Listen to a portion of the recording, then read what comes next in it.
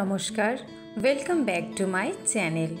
তো আমাদের অ্যানিভার্সারির কিছুদিন পরেই চলে গেছিলাম মায়াবন্দরে জার্মান জেটিতে। এই জায়গাটাতে আমরা সবাই ফার্স্ট টাইমই গেলাম। আসলে ইচ্ছে ছিল দিদির যে এখানে একদিন যাবে, তো আমরা যেহেতু হঠাৎ করে আন্দামানে চলে গেলাম, তো দিদি প্ল্যান করলো ঠিক আছে চলো, আমরা যেহেতু কেউ যায়নি চলো ওখান থেকে ঘুরে আসা যাক। আমরা যখন সকালে রেডি হয়ে বেরোচ্ছিলাম আসার জন্য, তখন হঠাৎ করে আমাদের এক পিসি আর পিসির ছেলে মানে দাদা দুজনে এসছে আমাদের বাড়িতে বেড়াতে। তো তারা তো আগে থেকে জানতো না যে আমরা এসছি করে, হঠাৎ করে আমাদের দেখেই তারা অবাক। তারপরে আমরা বললাম ঠিক আছে তোমরা যখন হঠাৎ করে চলেই আসলে আর আমরাও ঘোরার জন্য বেরোচ্ছি, চলো একসাথে ঘুরে আসি। কারণ সবসময় তো এরকমভাবে দেখা হয় না, হঠাৎ করে দেখা হয়ে গেল। আর আমাদের বিয়ের পর এই প্রথমবার দাদা আর পিসির সঙ্গে দেখা হলো, তার জন্য বললাম চলো একসাথে ঘুরে আসি। কিন্তু দাদা আর পিসি একদমই রাজি হচ্ছিল না, বলছিল তোমরা যাও আমরা পরে কখনো যাব। কিন্তু আমি বারবার করে বলছিলাম না, পরে আর দেখা নাও হতে পারে, এখনই চলো।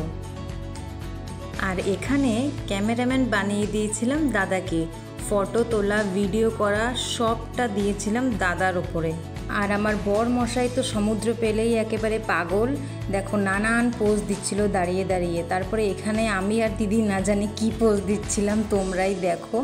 বাবা আর জিজা ওপরেই দাঁড়িয়েছিল, তারা আর নিচে নামেনি। বাবা বলেছে যার যেখানে ইচ্ছে সেখানে যাও, আমি এখান থেকে নিচে নামবো না, এখান থেকেই আবার রিটার্ন গাড়িতে উঠবো।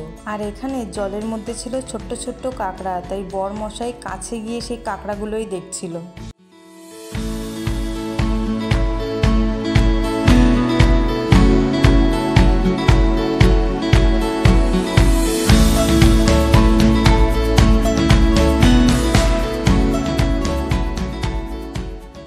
আর দিদিকে তো এখানে ট্যুরিস্টের মতো দেখাচ্ছিল, আর ফটো তোলার কি বাহার, দাদাকে পেয়েছে ইচ্ছে খুশি মতো ফটো তুলে নিয়েছে। আর এখানে এসে দেখছি তিনজনে হাত মেলে দাঁড়িয়ে আছে, জানি না এটা কী পোজ ছিল। ঘর থেকে বেরোতে বেরোতে আমাদের যেহেতু অনেকটাই লেট হয়েছিল, তার জন্য এখানে এসেই আগেই আমরা লাঞ্চ করে নিয়েছিলাম।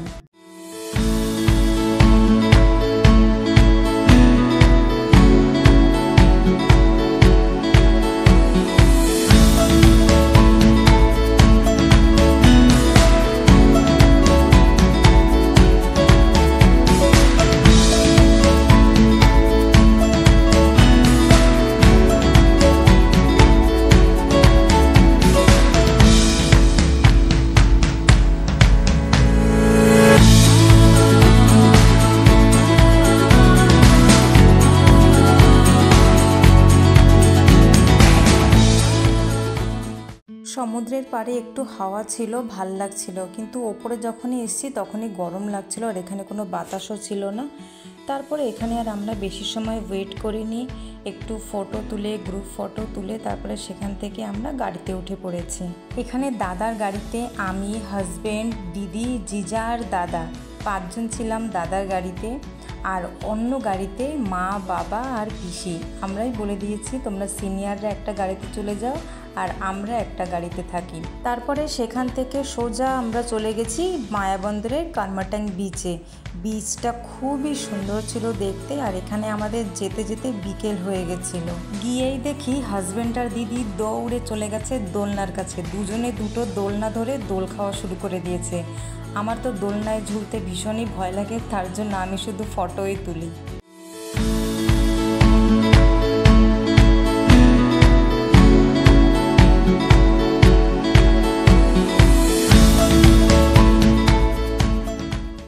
তারপরে এখানে তো সবাই জোড়ায় জোড়ায় দোল খাচ্ছিল। প্রথমে দিদি আর জিজা দোল খাচ্ছিল, আমি তো দেখে ভাবছিলাম ঠিক আছে সবাই জোড়ায় জোড়ায় দোল খাচ্ছে, যাই আমি একটু দৌড়ে গিয়ে একটু দোল খেয়ে নিই।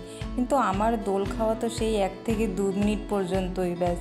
তারপরে এখানে যে যার মতো জায়গা নিয়ে নিয়েছে, কেউ বেঞ্চে বসে গেছে, কেউ জায়গা নিয়ে শুয়ে পড়েছে, কেউ দোলনা খাচ্ছে। আর মা তো সোজা চলে গেছে সমুদ্রের চরে। সমুদ্রের চরে সব থেকে বেশি ভালো লাগে বিকেলবেলায়। খাওয়া দাওয়ার পরে মনে হয় যেন ওখানে একটু বিশ্রাম করি বসে বসে। আর আমরা যখন গেছি তখন তো অলরেডি বিকেল হয়ে গেছিল, আর এত ভাল লাগছিল সেখান থেকে আর বাড়ি আসার ইচ্ছে করছিল না।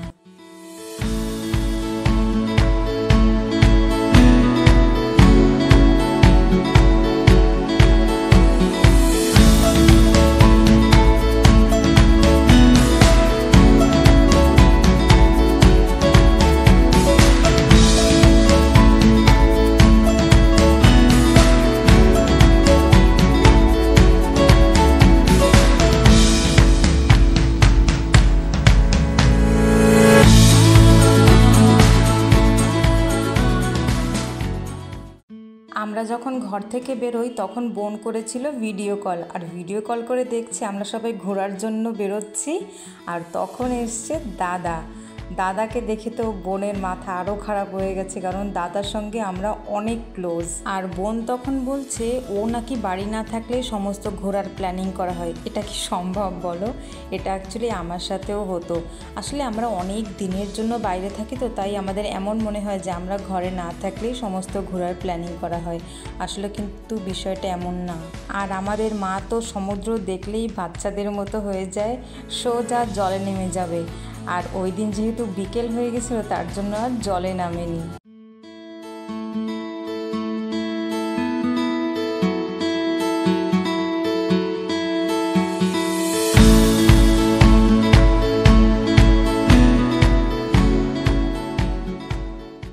আর এখানে দুই সাহসী লোক, হাজব্যান্ড আর দিদি, দুজনে গেছে জলের সঙ্গে পাল্লা দিতে।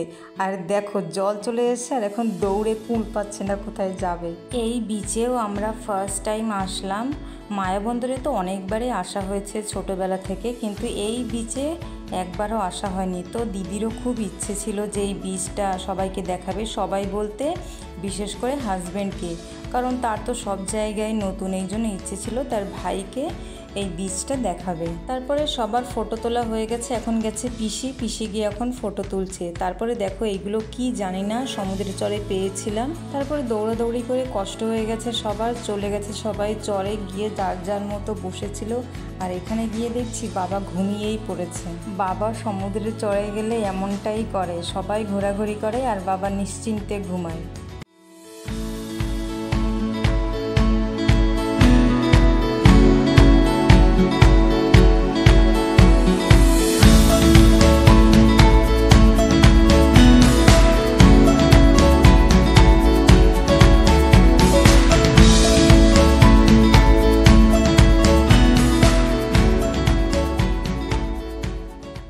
তারপরে এখানে দেখো বাবা আর হাজব্যান্ড দুজনে শুয়ে শুয়ে মুরুক্কু খাচ্ছে।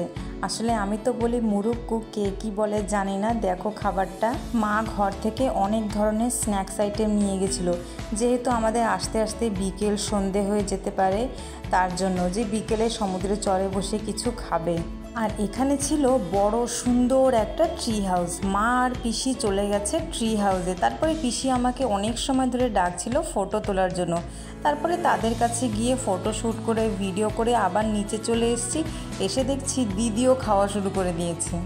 আর সমুদ্রের চরে ছিল অনেকগুলো কুকুর। মা এই কুকুরগুলোকে কিছু খাবার দিয়েছিল। আমার দেখে ভীষণ খারাপ লাগছিল কুকুরগুলোকে, তার জন্য বাড়ি যাওয়ার সময় গাড়িতে ছিল অনেকগুলো বিস্কিটের প্যাকেট, তো সেখান থেকেই কিছু বিস্কিট ওদেরকে খেতে দিয়েছিলাম। তাহলে আজকের ভিডিওটা এখানেই শেষ করব। তোমাদের জার্মান জেটি আর কারমাটাং বিচ এই দুটো জায়গা কেমন লাগলো অবশ্যই কমেন্ট করে জানিও। আর আজকে প্রথমবার যারা তোমরা আমার ভিডিওটা দেখছো, ভিডিওটা ভালো লাগলে চ্যানেলটাকে সাবস্ক্রাইব করে পাশে থেকো। দেখা হবে আর একটা নতুন ভিডিওর সঙ্গে। সকলে ভালো থেকো, সুস্থ থেকো, টাটা।